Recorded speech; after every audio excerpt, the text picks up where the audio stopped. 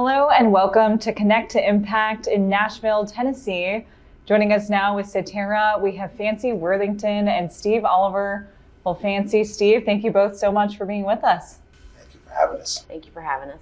It's great to have you here at our conference. Well, it's great to be here. And I want to start with your Advisor Diversity and Inclusion Council. You're both co-chairs of the Cetera Advisor Diversity and Inclusion Council. Why is being involved important to you? Fanci, why don't you kick us off here?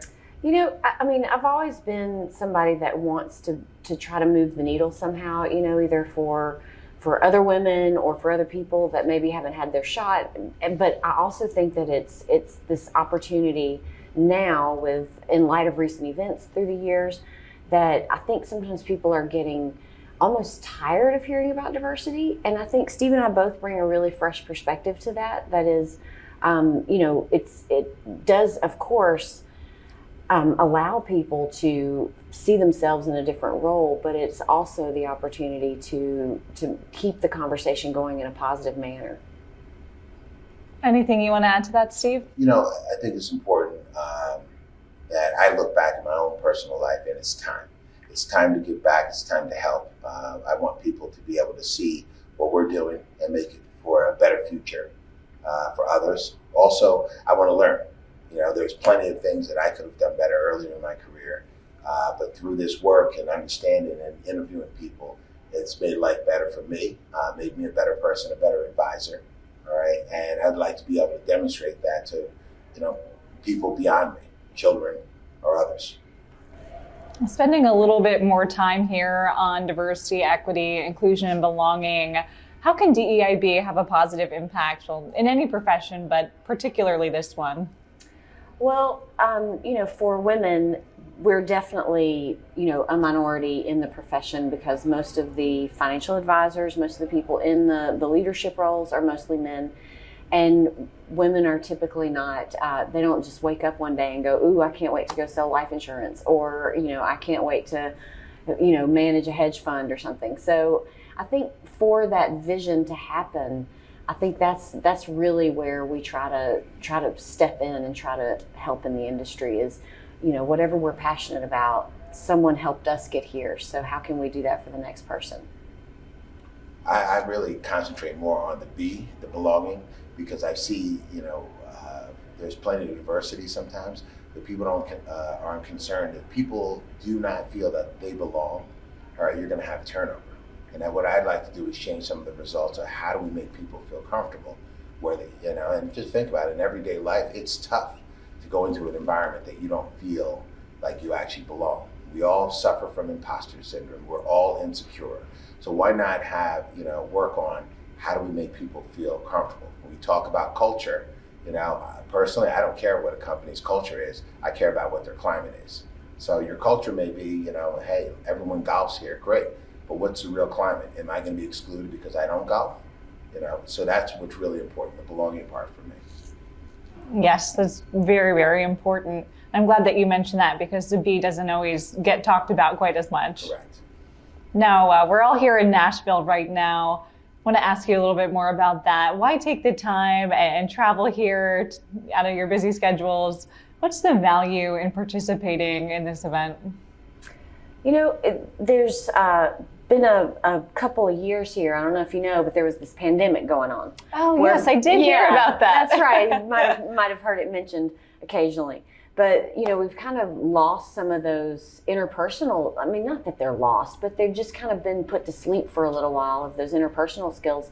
So for us, it was very, very important that we have an in-person event and get our council together and get the members of our community together so that we're able to not only bring those skills back out, but also get the key to that, which is those personal relationships. So that was extremely important to us.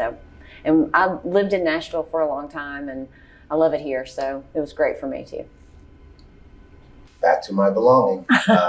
What's a great city where you can have some commonality? Most people love to eat.